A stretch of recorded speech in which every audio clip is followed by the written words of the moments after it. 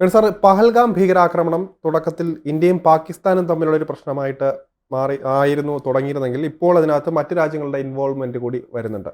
ഇപ്പോൾ അമേരിക്കയുടെ ഒക്കെ പേര് നമ്മൾ നേരത്തെ ഉണ്ടെങ്കിൽ പോലും, അവർ ഇടപെടലുണ്ടെങ്കിൽ പോലും, ഇപ്പോൾ ഇതിനിടയിൽ കൂടി ചൈനയുടെ ഒരു ഇൻവോൾവ്മെന്റ് പാകിസ്ഥാനെ സഹായിക്കുന്നു, പലതരത്തിലുള്ള ആയുധങ്ങൾ നൽകുന്നു. ചൈന ഇതിലൂടെ ഒരു രഹസ്യ അജണ്ട നടത്തുന്നു. ഇന്ത്യയെ നശിപ്പിക്കണം എന്നുള്ളൊരു ചിന്തയോടെ ആയിരിക്കും. ഇന്ത്യയുടെ വൈര്യം നമുക്ക് അറിയാവുന്നതാണ്.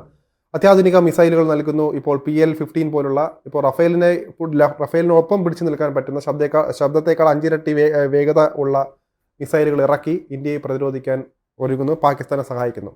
ഇത് നമ്മൾ എങ്ങനെയാണ് നോക്കിക്കാണേണ്ടത്? ചൈന ഇന്ത്യയോട് ഒരു മാസം മുമ്പ് വരെ പറഞ്ഞത് നമുക്ക് രണ്ടുപേർക്കും ഒന്നിച്ചു പോകണം. ട്രംപിന്റെ ഈ താരിഫ് നയത്തിൽ ഇന്ത്യ നമ്മളോടൊപ്പം നിൽക്കണം, നമ്മളെല്ലാം ഇനി ഒന്നിച്ചാണ് പോകേണ്ടത്. ഇതിനു മുമ്പ് ചൈന റഷ്യയിൽ പോയും ഇതേ ഒരു വാചകം ആരംഭിക്കുകയുണ്ടായി. റഷ്യ, ചൈന, ഇന്ത്യ ഒരു അച്ചുതന്നെ ഉണ്ടാക്കുകയും അമേരിക്കയ്ക്കെതിരെ തന്നെ നമുക്ക് നിലനിൽക്കുന്ന രീതിയിൽ പോകണം എന്നൊക്കെ പറയുകയുണ്ടായി. പക്ഷേ ചൈനയെ ഒരു കാരണവശാലും വിശ്വസിക്കാനൊക്കില്ല എന്ന് തെളിയിക്കുന്ന വിധത്തിലാണ് ഇപ്പോൾ ചൈനയുടെ നീക്കം ഉണ്ടായിരിക്കുന്നത്. ഇന്ത്യ പ്രതീക്ഷിച്ചിരുന്നു ചിലപ്പോൾ ചില ആയുധങ്ങളൊക്കെ കൊടുക്കും എന്നുള്ളത് പ്രതീക്ഷിച്ചിരുന്നെങ്കിലും ഈ പാകിസ്ഥാന് അപ്രമാദിത്വം ഉണ്ടാക്കി കൊടുക്കണം എന്ന വിധത്തിൽ ചൈന ഒരു നീക്കം നടത്തുന്നതായി ഇന്ത്യ ഇപ്പോൾ സംശയിക്കുന്നുണ്ട്. കാരണം അവരുടെ ഈ PL-15 എന്ന് പറഞ്ഞ മിസൈൽ പാകിസ്ഥാന് കിട്ടിയതോടുകൂടി പാകിസ്ഥാൻ അത് നമ്മുടെ ബോർഡറിൽ കൊണ്ട് വിന്യസിച്ച് കഴിഞ്ഞു എന്നാണ് ഇന്ത്യൻ ആർമിയുടെ നിഗമനം. അതുപോലെ തന്നെ നിരവധി ആധുനിക ആയുധങ്ങൾ പാകിസ്ഥാൻ്റെ ചൈനയുടെ കൈവശം വരുന്നത് ഇപ്പോൾ പാകിസ്ഥാനിലേക്ക് ദ്രുതഗതിയിൽ കൈമാറിക്കൊണ്ടിരിക്കുകയാണ്. അപ്പോൾ ചൈനയെ പണ്ടേ നമുക്കറിയാം, ചൈന വിശ്വസിക്കാൻ കൊള്ളാത്ത ഒരു അയൽക്കാരനായിരുന്നു എന്ന്. ഒരുപക്ഷെ ജവഹർലാൽ നെഹ്റുവിൻ്റെ മരണത്തിന് പോലും കാരണമാക്കിയത് ചൈനയുടെ നെറികേടാണെന്ന് ഇപ്പോഴും വിശ്വസിക്കുന്ന നിരവധി ഇന്ത്യക്കാരുണ്ട്. കാരണം അദ്ദേഹം മാനസികമായി തകർന്നുപോയി. 1954 പഞ്ചശീല തത്വങ്ങൾ ഒപ്പിട്ടപ്പോൾ നമ്മൾ പ്രതീക്ഷിച്ചത് ഇന്ത്യയും ചൈനയും തമ്മിലൊരു സൗഹൃദത്തിൽ പോകുമെന്നാണ്. അതായത് പരസ്പരം ആക്രമിക്കില്ല, രണ്ടുപേരുടെയും അതിർത്തികൾ അതുപോലെ പാലിക്കും, സമാധാനപരമായിട്ട് പോകും എന്നൊക്കെ പറഞ്ഞാണ് നമ്മൾ ആ കരാർ ഉണ്ടാക്കിയതെങ്കിൽ ആ കരാറിനെ അവർ പിന്നീട് ലംഘിക്കുക മാത്രമല്ല, അവർ നമുക്കെതിരെ ശക്തമായ ആക്രമണം നടത്തുകയും ചെയ്തു. ഏതാണ്ട് 3500 കിലോമീറ്റർ ദൂരം അവർ ലഡാക്കിൽ ഇന്ത്യയുടെ ഭാഗങ്ങൾ മുഴുവൻ പിടിച്ചടക്കാനുണ്ടായിരുന്നു. നമ്മൾ ആലോചിച്ച് നോക്കണം, കേരളം എന്ന് പറയുന്നത് 600 കിലോമീറ്റർ ഏകദേശം മുഴുവൻ, അത്രയും വരില്ല, അതിനേക്കാൾ കുറവാണ്, 680 അങ്ങാണ്ട് വരുന്ന കിലോമീറ്റർ ദൂരമാണ് കേരളത്തിനുള്ളത്. അപ്പോൾ 3500 കിലോമീറ്റർ ദൂരം അവർ പിടിച്ചടക്കിയെന്ന് പറഞ്ഞാൽ എത്ര ഭീകരമാണ് ആ അവസ്ഥയെന്ന് ആലോചിച്ചത്. അതിൻ്റെ പ്രധാന കാരണം ജവഹർലാൽ നെഹ്റു വിശ്വസിച്ചത് നമുക്ക് വലിയൊരു, അദ്ദേഹം സമാധാനത്തിൻ്റെ ദൂതൻ എന്ന നിലയിൽ ലോകമെമ്പാടും സഞ്ചരിച്ചുകൊണ്ടിരുന്ന് ഇന്ത്യ ഒരു സമാധാന രാഷ്ട്രമായി പോകണമെന്നാണ് അദ്ദേഹം ആഗ്രഹിച്ചത്. അതുകൊണ്ടാണ് നോൺ അലൈൻമെൻറ്റ് പോളിസിയൊക്കെ അദ്ദേഹത്തിൻ്റെ മനസ്സിൽ വരാൻ കാരണം. അപ്പോൾ ആ ഉദ്ദേശത്തിൽ അദ്ദേഹം പഞ്ചശീല തത്വങ്ങൾ കൂടെ ഒപ്പിട്ടപ്പോൾ വിചാരിച്ചു ചൈന ഒരിക്കലും നമ്മളെ ആക്രമിക്കില്ല. പക്ഷേ അതിന് വിഘാതമായിട്ട് 62 അവർ ആക്രമിച്ചു എന്ന് മാത്രമല്ല, ഇന്ത്യ ഒട്ടും പ്രിപ്പയർഡല്ലായിരുന്നു. നമുക്കൊരു യുദ്ധം ചൈനയിൽ നിന്ന് നമ്മൾ പ്രതീക്ഷിച്ചേ ഇല്ല. നമ്മുടെ ആർമി പോലും നമുക്ക് ശരിക്കും പറഞ്ഞാൽ ശുഷ്കമായിരുന്നു. അത് VK കൃഷ്ണമേനോൻ എന്ന പ്രതിരോധ മന്ത്രിയാണ് അതിന് ശേഷം ജവഹർലാൽ നെഹ്റുവിനോട് പറഞ്ഞത് നമുക്കിത് പറ്റില്ല, നമുക്ക് ആർമിയെ ശക്തിപ്പെടുത്തുന്നു. പക്ഷേ അന്നത്തെ ആർമി വളരെ ദുർബലമായിരുന്നു. ചൈനയ്ക്ക് ചുമ്മാ വാക്ക് ഓവറായിരുന്നെങ്കിൽ നടന്നു വന്നാൽ മതിയായിരുന്നു. ആ വിധത്തിലാണ് അവർ നമ്മളെ കീഴടക്കിയത്. ശരിക്കും പറഞ്ഞാൽ ഇന്ത്യ മുഴുവൻ വേണേലും അവർ പിടിച്ചടക്കിയതെന്നാണ് അന്നത്തെ നമ്മുടെ ഭയം ഉണ്ടായിരുന്നത്. കാരണം ചൈന ഇത്രയായപ്പോൾ സ്വയം വെടിനിർത്തൽ പ്രഖ്യാപിച്ച് മതിയാക്കി പോവുകയാണ് ചെയ്തത്. ഇതില്ലെങ്കിൽ എവിടം വരെ വേണേലും ചൈന കയറി വരാമായിരുന്നു എന്നായിരുന്നു നമ്മുടെ അന്നത്തെ ഭയം. നെഹ്റുവിനെ വല്ലാതെ അത് ഭയപ്പെടുത്തി കളഞ്ഞു അദ്ദേഹം. കാരണം സ്വാതന്ത്ര്യം നേടുന്നതിൽ ഇത്രയധികം മുന്നിട്ടിറങ്ങിയ ജവഹർലാൽ നെഹ്റുവിന് ഇന്ത്യയുടെ സ്വാതന്ത്ര്യം പോലും അപ്രത്യക്ഷമാകുമോ എന്ന് ഭയം ഉണ്ടായി എന്നുള്ളതാണ്. 62 ഈ യുദ്ധമുണ്ടായി, 64 അദ്ദേഹത്തിൻ്റെ മരണവും സംഭവിച്ചു എന്നുള്ളതാണ്. ഇതൊക്കെ കാണിക്കുന്നത് ചൈനയെ നമുക്ക് വിശ്വസിക്കാൻ പറ്റാത്ത ഒരു ശക്തിയാണ്, നമ്മുടെ അയൽക്കാരനാണ് എന്നുള്ളതാണ്. എന്തുകൊണ്ട് ഇത് പാകിസ്ഥാൻ പക്ഷെ മനസ്സിലാക്കുന്നില്ല എന്നൊരു ചോദ്യം. കാരണം ഇവിടെ ശ്രീലങ്ക അടക്കമുള്ളവർ അനുഭവിച്ചതാണ്. ചൈനയുടെ ചതിയിൽപ്പെട്ട് അപ്പം ഇവരുടെ ഒരു രീതി എന്ന് വെച്ചാൽ എനിക്ക് തോന്നുന്നു പണം ഇപ്പം ആയുധങ്ങൾ കൊടുക്കും, പണമല്ല, പക്ഷെ അത് കിട്ടിയില്ലെന്നുണ്ടെങ്കിൽ അതെ, സ്ഥലമേറ്റെടുപ്പായിരിക്കും ഇവര് നടത്താൻ അവര് പോകുന്നത്. സ്ഥലമേറ്റെടുക്കുക, അല്ലെങ്കിൽ അവിടുത്തെ ധാതു സമ്പത്ത് മുഴുവൻ. ഇപ്പോൾ പാകിസ്ഥാന് കൊടുക്കാൻ 5 പൈസ കാണില്ലെന്ന് നമുക്കറിയാം. പക്ഷേ ഇപ്പോൾ അവർ കരാറുണ്ടായി കാണും. പാകിസ്ഥാന്റെ ധാതു സമ്പത്ത് പൂർണ്ണമായിട്ടും ഇനി വരും കാലങ്ങളിൽ ഞങ്ങൾ ഊറ്റിക്കൊള്ളാം. ചൈനയുടെ ഒരു പറയുന്നത്, എനിക്ക് തോന്നുന്നത് പിന്നെ മിഡിൽ ഈസ്റ്റിലേതോ സ്ഥലത്താണ് ഒരു പാലം ഞങ്ങൾ ഉണ്ടാക്കി തന്നേക്കാം, ചുമ്മാ ഉണ്ടാക്കി തന്നേക്കാം എന്ന്. ആ ഉണ്ടാക്കി കൊടുക്കാമെന്ന് പറഞ്ഞിട്ട്, അപ്പോൾ ഫ്രീ ആയിട്ട് കിട്ടുന്നതല്ലേ എന്ന് വിചാരിച്ച എഗ്രിമെൻറ്റിന് ഒപ്പിടുകയാണ് ചെയ്തത്. അതോ ആഫ്രിക്കയിലാണോ, എന്തായാലും ഈ ഒരു പാലം ഉണ്ടാക്കുന്നതിൻ്റെ എഗ്രിമെൻറ്റ് ഒപ്പിട്ടിട്ട് അവർ പറഞ്ഞ ഒറ്റ കണ്ടീഷൻ, ഈ പാലത്തിന് വയ്ക്കുന്ന പില്ലറുകൾ, അവിടെ വരുന്ന മണ്ണ് മാത്രം ഞങ്ങൾ എടുക്കും. അത് വില കൂടിയ ധാതു സമ്പത്തുള്ള മണ്ണായിരുന്നു. അപ്പോൾ ഈ പില്ലറുകൾ വെച്ച ഭാഗത്തെ മണൽ മാത്രം കൊണ്ട് അവർക്ക് 10,000 പാലം പണിയാനുള്ള വിധത്തിലുള്ള സമ്പത്ത് കിട്ടി എന്നുള്ളതാണ്. ഇതാണ് ചൈനയുടെ ലൈൻ. എവിടെ എന്ത് കരാറുണ്ടാക്കിയാലും അത് ആ രാജ്യത്തിന് ആജീവനാന്തം ദോഷകരമായിട്ട് ഭവിക്കുന്നതാണ്. പാകിസ്ഥാനും തീർച്ചയായിട്ടും ഇത്രയും വലിയ സപ്പോർട്ട് പാകിസ്ഥാന് ചെയ്യുന്നെങ്കിൽ തീർച്ചയായിട്ടും പാകിസ്ഥാനെ അടിയറ വയ്ക്കുന്ന ഒരു എഗ്രിമെൻ്റ് അവിടെ വന്നിട്ടുണ്ടാവും, അതിന് സംശയമില്ല. പക്ഷേ പാകിസ്ഥാനെ സംബന്ധിച്ചിടത്തോളം ഇപ്പോൾ അവർക്ക് ഇന്ത്യയെ ഏതെങ്കിലും വിധത്തിൽ പ്രതിരോധിക്കണം, കാരണം ഇന്ത്യയുടെ ശക്തമായ ഈ നീക്കത്തിനെതിരെ നിൽക്കണം. അപ്പോൾ ഇന്ത്യക്കും ചില നിർദ്ദേശങ്ങൾ പല രാഷ്ട്രങ്ങളിൽ നിന്ന് കിട്ടിയിട്ടുണ്ട്. ചൈന എന്ന് പറയുന്ന ആൾ ശരിക്കും നമ്മുടെ ഒരു ഫൈറ്റ് മോഡിൽ, നമ്മളെ നേരിട്ട് വന്ന് അവർ ആക്രമിക്കില്ല, പക്ഷേ പാകിസ്ഥാന് സഹായം ചെയ്തുകൊണ്ട് ഇങ്ങനെ നിൽക്കുകയാണെങ്കിൽ നമ്മൾ ഒരുപാട് സൂക്ഷിക്കേണ്ടതുണ്ട് എന്ന വാണിംഗ് നമുക്ക് പലയിടത്തു നിന്നും കിട്ടിയിട്ടുണ്ട്. കാരണം 600ഓളം ഉപഗ്രഹങ്ങൾ, കൃത്രിമ ഉപഗ്രഹങ്ങൾ ഈ ഇന്ത്യയുടെ മാത്രമല്ല, നമ്മുടെ അച്ചുതണ്ടിന് ചുറ്റുമായിട്ട് വളരെ ക്ലോസ് ആയിട്ട് ഭൂമിക്ക് പ്രതലത്തിൽ സഞ്ചരിക്കുന്നുണ്ട്. ചൈന പറയുന്നതെല്ലാം ഞങ്ങൾ പഠനം നടത്താനാണ്, സമുദ്രത്തിൻ്റെ വ്യതിയാനങ്ങൾ പഠിക്കാൻ, കാർഷിക വ്യതിയാനങ്ങൾ, കാലാവസ്ഥ പഠിക്കാൻ, ഇങ്ങനെയൊക്കെ പഠനങ്ങൾക്കാണ് ഞങ്ങളിത് ഉപയോഗിക്കുന്നതാണ്. പക്ഷേ അമേരിക്കയ്ക്ക് പൂർണ്ണമായ ഉറപ്പുണ്ട്, ഇത് അമേരിക്കയുടെയും ഇസ്രായേലിൻ്റെയും അടക്കമുള്ള രഹസ്യങ്ങൾ ചോർത്തിയെടുക്കാനാണ്. അപ്പോൾ ഇന്ത്യയുടെ രഹസ്യങ്ങൾ എത്ര ചോർത്തിയെടുത്തിട്ടുണ്ടാവും, എടുത്ത് കാണും എന്നുള്ളത് ഊഹിക്കാമല്ലോ. ഈ സന്ദർഭത്തിൽ എന്നാൽ നമുക്ക് 50-55 കൃത്രിമ ഉപകരണങ്ങൾ ഇതുപോലെ ഉണ്ട്, നമുക്കും പല കാര്യങ്ങൾ കിട്ടും. പക്ഷേ ഇവരുടെ അത്ര വ്യാപകമായിട്ട് കിട്ടുമോ എന്നുള്ളതാണ് നമുക്ക് പ്രശ്നങ്ങൾ. എന്തായാലും ചൈന 62 നടത്തിയ ആ യുദ്ധം നമുക്ക് ചില പാഠങ്ങൾ തന്നിട്ടുണ്ട്. പക്ഷേ 62 ഇന്ത്യയോ അല്ലെങ്കിൽ 67 നമ്മൾ ആ യുദ്ധത്തിൽ നമ്മൾ തിരിച്ചടിച്ചു. ശരിക്കും പറഞ്ഞാൽ സിക്കിമിൻ്റെ അടുത്തുള്ള കുറേ ഭാഗങ്ങളാണ് അവർ കൈക്കലാക്കാൻ നോക്കിയത്. എന്നാൽ സിക്കിം നമ്മുടെ കൂടെ അല്ല. 1975 സിക്കിം ഇന്ത്യയുടെ സംസ്ഥാനമായത്. അതൊരു രാജഭരണ പ്രദേശമായിരുന്നു. അപ്പോൾ ആ പ്രദേശങ്ങൾ കൈക്കലാക്കാനായിട്ട് ചൈന വന്നപ്പോൾ ഇന്ത്യക്ക് ശക്തമായി പ്രതിരോധിക്കാൻ കഴിയും. ഇന്ത്യ പഴയ ഓർമ്മയിലാണ് അവർ വന്നത്, ഇന്ത്യയെ തകടുപിടിയാക്കുന്നത്. പക്ഷേ അവിടെ നമ്മൾ ശക്തമായ പ്രതിരോധം ഏർപ്പെടുത്തി. അതിനുശേഷം കുറേ നാൾ 2014 പിന്നെ 2020 ഇപ്പം നടന്ന ചില ഏറ്റുമുട്ടലുകൾ വന്നല്ലോ, പുഷ് ആൻഡ് പുൾ, ആ ശൈലിയുള്ളത് വരുന്നവരെ വലിയ പ്രശ്നമില്ലാതെ പോവുകയായിരുന്നു. ഇപ്പോൾ വീണ്ടും ചൈന അത്തരത്തിലൊരു കടന്ന കൈക്ക് മുതിരുകയാണ്. ചൈനയുടെ ലക്ഷ്യം മറ്റൊന്നുമല്ല, പാകിസ്ഥാൻ എന്ന് പറയുന്നത് അവരെ സംബന്ധിച്ചുള്ള ഒരു പീനട്ടാണ്, അവർക്കിതിനെ ഒരു പ്രശ്നമല്ല. പക്ഷേ ഇന്ത്യ ഏഷ്യയിലെ ഒരു വലിയ ശക്തിയായി ഉയർന്നാൽ അത് നമ്മുടെ നിലനിൽപ്പിനെ ബാധിക്കും. ഏഷ്യയിൽ ഞാനല്ലാതെ ഒരു വൻശക്തി പാടില്ല, എനിക്ക് കീഴിൽ നിൽക്കുമെങ്കിൽ ഇന്ത്യക്ക് ഞാൻ സപ്പോർട്ട് ചെയ്യും, അല്ലെങ്കിൽ സപ്പോർട്ട് ചെയ്യില്ല എന്നുള്ളതാണ് അവരുടെ പൊതുവെയുള്ള നയം. ചൈനയ്ക്ക് സ്വാഭാവികമായിട്ടും അറിയായിരിക്കും പാകിസ്ഥാൻ ഒരു തട്ട് കൊടുത്താൽ പൊളിക്കുന്ന ഒരു രീതിയാണ് ഭരണഘടന. ഒരു തട്ടും വേണ്ട, ചൈനയെ ഇന്ത്യനെ നേരിട്ട് ലക്ഷ്യം വെക്കുന്ന ഒരു തുല്യമായിരിക്കില്ലേ അപ്പോൾ പാകിസ്ഥാൻ വഴി ഇന്ത്യയിലേക്ക് ലക്ഷ്യം വെക്കുന്നത്? അവരിപ്പോൾ ഇത് ഒരു ചതുരംഗ കളിയിൽ വന്ന് ഇടപെട്ട് ഉപദേശം നൽകി. അവരിപ്പോൾ നേരിട്ട് ഫൈറ്റ് ഇല്ല, രണ്ടുപേര് കളിച്ചുകൊണ്ടിരിക്കുമ്പം ആ ദുർബലനായ ബുദ്ധിമോശമുള്ള കളിക്കാരന് കളി പറഞ്ഞു കൊടുക്കുന്നത്, അല്ലെങ്കിൽ ചില കരുക്കൾ അടിയന്തരമായി നീക്കുന്നതിനുള്ള സാഹചര്യം ചെയ്തു കൊടുക്കുന്നത് പോലെയാണ് ഇപ്പോഴത്തെ ഈ നീക്കങ്ങൾ വന്നിരിക്കുന്നത്. അതുകൊണ്ട് ഇന്ത്യ വളരെ ജാഗരൂകമായിട്ടാണ് ഇപ്പോൾ മുന്നോട്ട് പോകുന്നത്.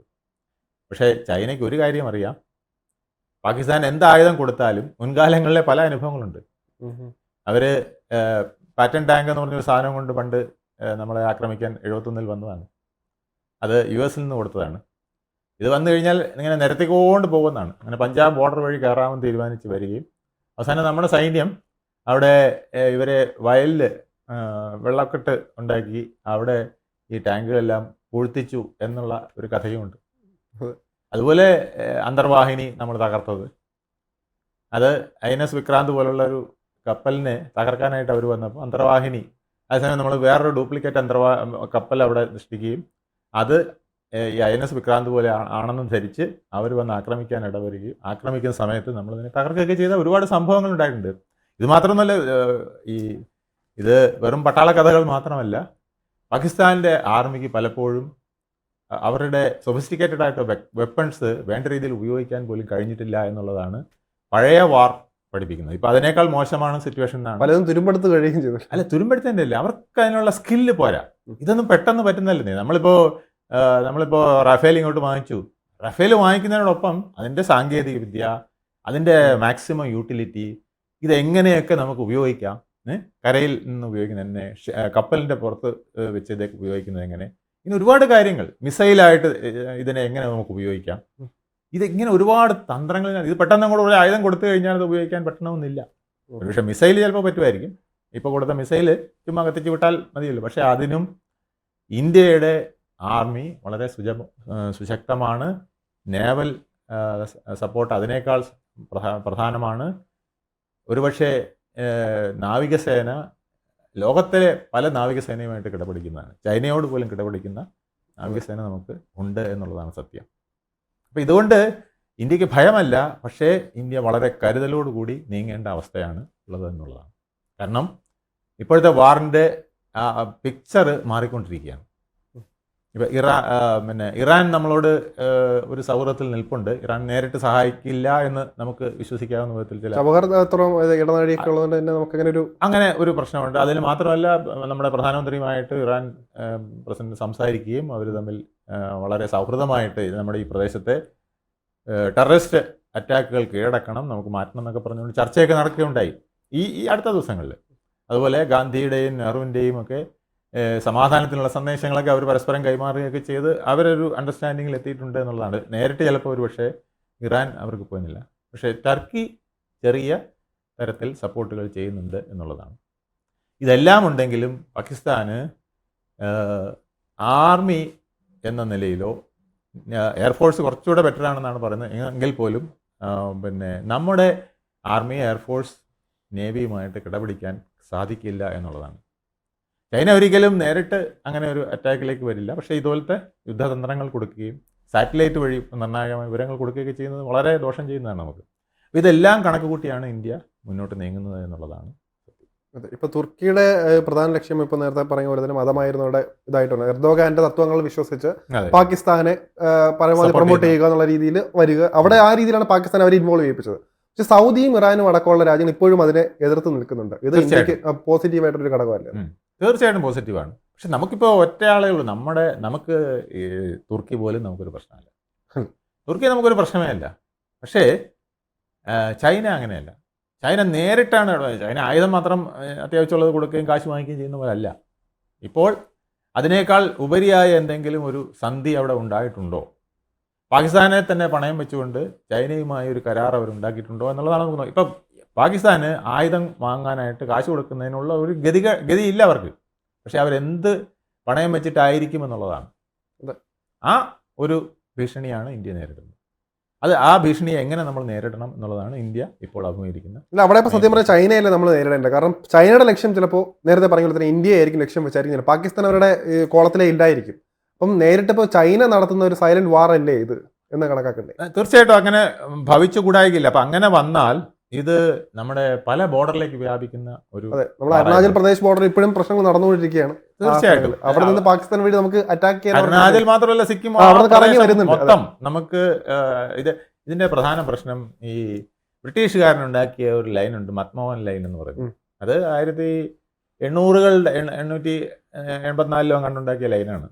ആ ലൈൻ അനുസരിച്ചാണ് ഇന്ത്യയുടെ ചൈനയുടെയൊക്കെ അതിർത്തികളിൽ നിന്ന്. അപ്പോൾ ഇന്ത്യയും ചൈനയൊക്കെ ഫ്രീ ആയി കഴിഞ്ഞപ്പം ചൈന പറഞ്ഞു അപ്പം ഇന്ത്യ അപ്പോഴും വിചാരിക്കുന്നത് നമ്മൾ ഈ മൻമോഹൻ ലൈനിനനുസരിച്ച് നമ്മൾ നീങ്ങുമെന്നുള്ളതാണ്, ചൈനയും അങ്ങനെ നീങ്ങുമെന്നുള്ളതാണ്. പക്ഷേ ചൈന പറഞ്ഞു ഈ സായിപ്പൊന്നും ഉണ്ടാക്കിയ ലൈനൊന്നും ഞങ്ങൾക്ക് പ്രശ്നമല്ല, ഞങ്ങളതൊന്നും കണക്ക് കൂട്ടാൻ ഉദ്ദേശിച്ചില്ല, ഞങ്ങളുടേതായ ഒരു അതിർത്തിയുണ്ട്. അതെന്ന് പറഞ്ഞാൽ ഈ 5 ഫിംഗേഴ്സ് എന്നൊക്കെ അവർ പറയുന്നില്ലേ, അതായത് നമ്മുടെ സിക്കിം ഭൂട്ടാൻ ആ പ്രദേശങ്ങൾ ഉൾപ്പെടെ വരെ വരുന്ന നമ്മുടെ നോർത്ത് ഈസ്റ്റേൺ ബോർഡറുകൾ ഉൾപ്പെടെ അവരുടെ കയ്യിലോട്ട് വരണം എന്നുള്ളതാണ്. ഇതിനിടയ്ക്ക് ടിബറ്റ് അവർ പിടിച്ചടക്കി. ഇപ്പോൾ ടിബറ്റിൻ്റെ ആത്മീയ നേതാവായ ദലൈലാമയ്ക്ക് അതാണ് നമുക്ക് പറ്റിയ ഒരു വലിയ ബുദ്ധിമോശം എന്ന് പറയാൻ പറ്റില്ല, നമുക്ക് ആ സന്ദർഭത്തിൽ ചെയ്യാതിരിക്കാൻ പറ്റില്ല. 1959 ദലൈലാമയെ നമ്മൾ ദത്തെടുത്ത പോലെ ഇങ്ങെടുത്തു. ഇപ്പോൾ നമ്മൾ പിന്നെ ബംഗ്ലാദേശിൻ്റെ പ്രധാനമന്ത്രിയെ അഭയം കൊടുത്ത പോലെ, നമ്മൾ ഷെയ്ഖ് ഹസീനയ്ക്ക് അഭയം കൊടുത്ത പോലെ, നമ്മൾ ടിബറ്റിൻ്റെ ആത്മീയ ആചാര്യനായ ദലൈലാമയെ നമ്മൾ അഭയം കൊടുത്തു. അത് ചൈനയെ ഏറ്റവും വലിയ പ്രകോപിച്ചു. അതാണ് പഞ്ചശീല തത്വം ഒരുമിച്ച് ചേരാനുള്ള കാരണമെന്നും പറയുന്നുണ്ട്. ഇങ്ങനെയൊക്കെ ചെയ്യുന്നെങ്കിൽ നിങ്ങളുടെ പഞ്ചശീല തത്വമില്ല, ഒന്നുമില്ല, അതാ പോകുന്നു, ഞങ്ങൾ കയറി അറ്റാക്ക് ചെയ്യാൻ പോകുന്നു. 62 അവർ അറ്റാക്ക് തുടങ്ങുകയാണ്.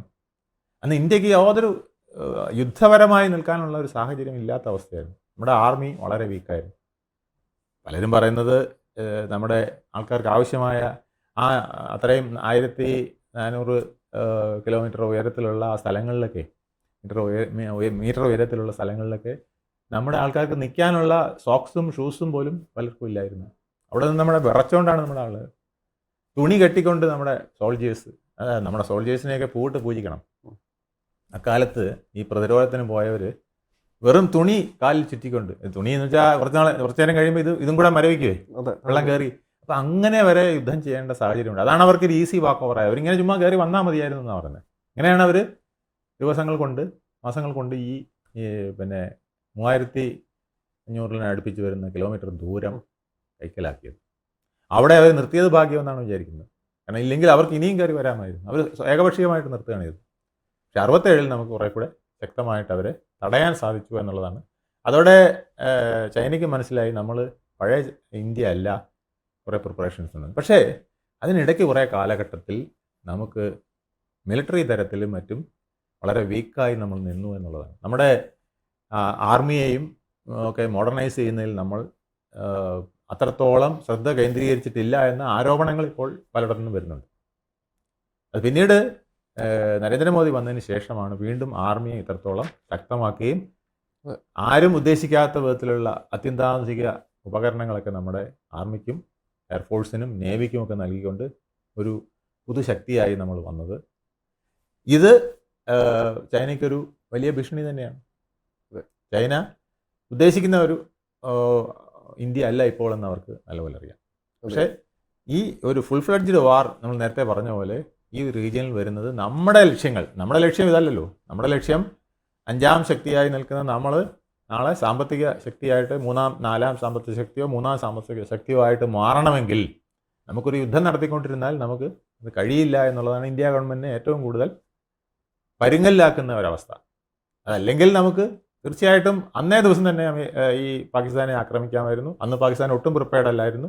പാകിസ്ഥാന് വലിയ ക്ഷതം വരുത്താൻ കഴിയുമായിരുന്നു ചാടി പുറപ്പെട്ടുള്ള ഒരു ആക്രമണത്തിന്. പക്ഷേ അതിൻ്റെ കോൺസിക്വൻസസ് പലതാണ്. അപ്പോൾ ചൈന ഈ പല വിധത്തിൽ പല കാര്യങ്ങളിൽ ഇടപെടുകയും പിന്നെ ഇത് വലിയൊരു യുദ്ധമായി മാറിയാൽ ഉണ്ടാകുന്ന സിറ്റുവേഷനൊക്കെയാണ്.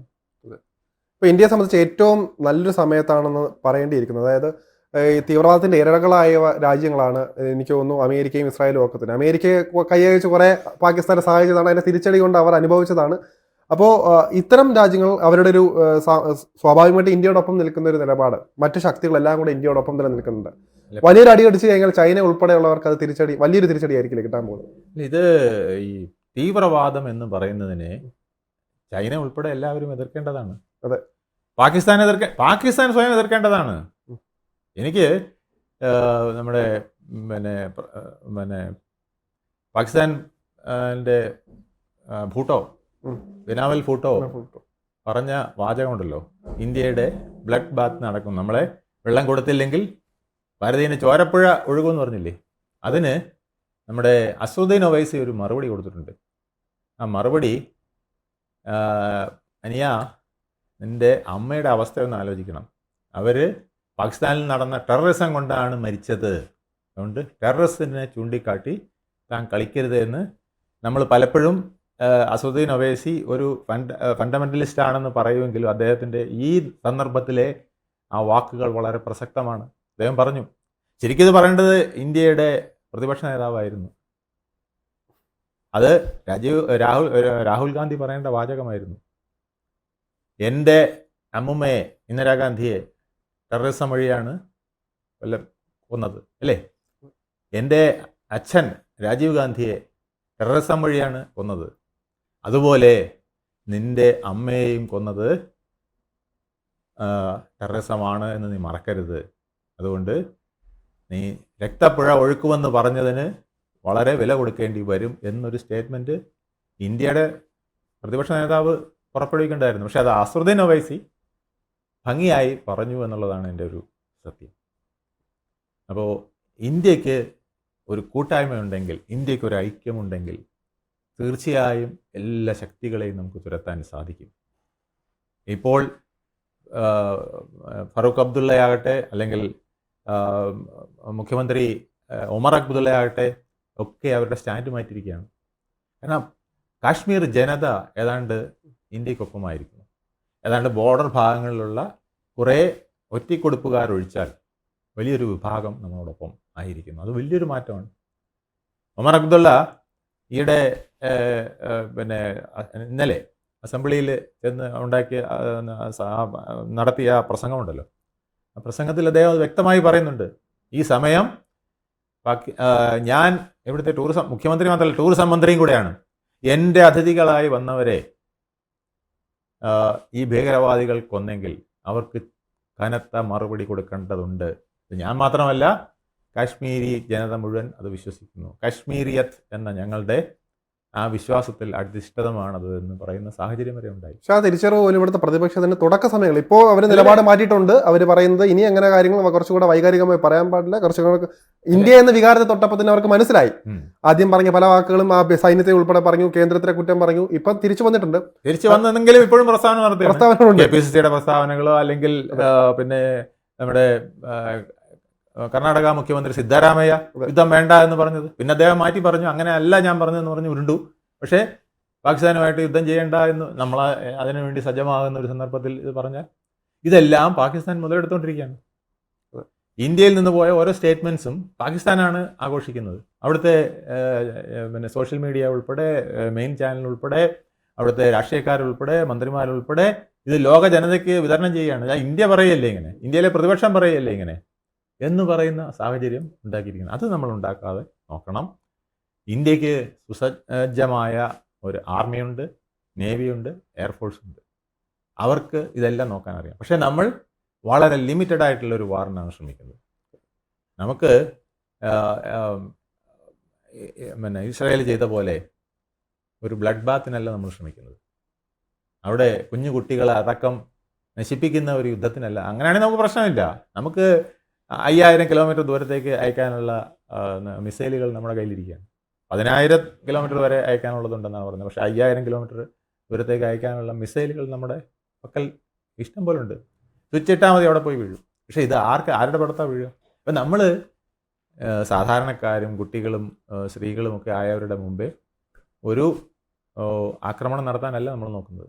നമ്മൾ വളരെ സ്ട്രാറ്റജിക്കായിട്ട് പാകിസ്ഥാനിലെ മർമ്മപ്രധാനമായ ചില കേന്ദ്രങ്ങൾ, ചില തീവ്രവാദി കേന്ദ്രങ്ങൾ, മിലിറ്ററി കേന്ദ്രങ്ങൾ ഒക്കെയാണ് നമ്മുടെ ലക്ഷ്യം. അല്ലാതെ നമുക്കൊരു ഫുൾ ഫ്ലെഡ്ജ്ഡ് വാർ ഒരിക്കലും ലക്ഷ്യമല്ല. നമ്മളൊരു ഹമാസിൻ്റെ താവളമാക്കാൻ, അല്ലെങ്കിൽ ഒരു കേന്ദ്രമാക്കാൻ പാകിസ്ഥാനിലെ ഒരു അവസരം ഉണ്ടാകാൻ പാടില്ല. പക്ഷേ എന്നാൽ ഹമാസിന് സംഭവിച്ചതുപോലെ പാക് ജനതയ്ക്ക് സംഭവിക്കണമെന്ന് നമ്മൾ ആഗ്രഹിക്കുന്നില്ല. അവിടെ ഒരു ചോരപ്പുഴ ഒഴുക്കാനും അവിടെ മുഴുവൻ ഉന്മൂലനം ചെയ്യാനുമല്ല നമ്മൾ നിൽക്കുന്നത്. പക്ഷെ നമുക്ക് കൃത്യമായൊരു വാണിംഗ് 67-ൽ നമ്മൾ ചൈനയ്ക്ക് കൊടുത്ത ഒരു വാണിംഗ് കറക്റ്റായിരുന്നു. കുറേ നാളത്തേക്ക് അവരുടെ ശല്യം പിന്നെ ഉണ്ടായില്ല. പിന്നീട് ചൈനയ്ക്ക് മനംമാറ്റം ഉണ്ടാകുന്ന രീതിയിൽ വന്നിരിക്കുകയാണ്. ഇതെല്ലാം നമുക്ക് തിരിച്ചടി കൊടുക്കേണ്ടതുണ്ട്. ഇതിന് നമ്മൾ നേരത്തെ ഞാൻ പറഞ്ഞ പോലെ ഡിപ്ലോമാറ്റിക്കായിട്ട് വളരെയധികം കാര്യങ്ങൾ ചെയ്തു കഴിഞ്ഞു. അതുപോലെ തന്നെ സ്ട്രാറ്റജിക്കായിട്ട് നമ്മുടെ ഇപ്പോൾ ഉറിയിൽ നിന്ന് തുറന്നു വിട്ട ജലം പോയി POKയിലാണ് ചെന്നിരിക്കുന്നത്. POKയിലാണ് അവർ പല ആർമിയും വിന്യസിച്ചിരിക്കുന്നത്. അപ്പോൾ അവിടെയൊക്കെ പല വിധത്തിലുള്ള ബുദ്ധിമുട്ടുകൾ ഉണ്ടാക്കാൻ ഇത്തരം കാര്യങ്ങൾ കഴിയും. അപ്പോൾ നമ്മൾ സ്റ്റെപ്പ് ബൈ സ്റ്റെപ്പായിട്ട് മുന്നോട്ട് നീങ്ങുന്നെങ്കിലും നമ്മളൊരു തിരിച്ചടി നടത്തും എന്നുള്ളത് പാകിസ്ഥാൻ ഉറപ്പാണ്, ചൈനയ്ക്കും ഉറപ്പാണ്.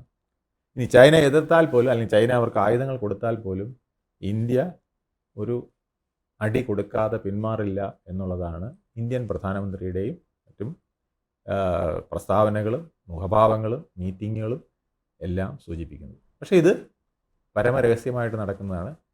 പൂർണ്ണമായും ഇന്ത്യയിലെ ആർക്കും പ്രവചിക്കാൻ കഴിയില്ല.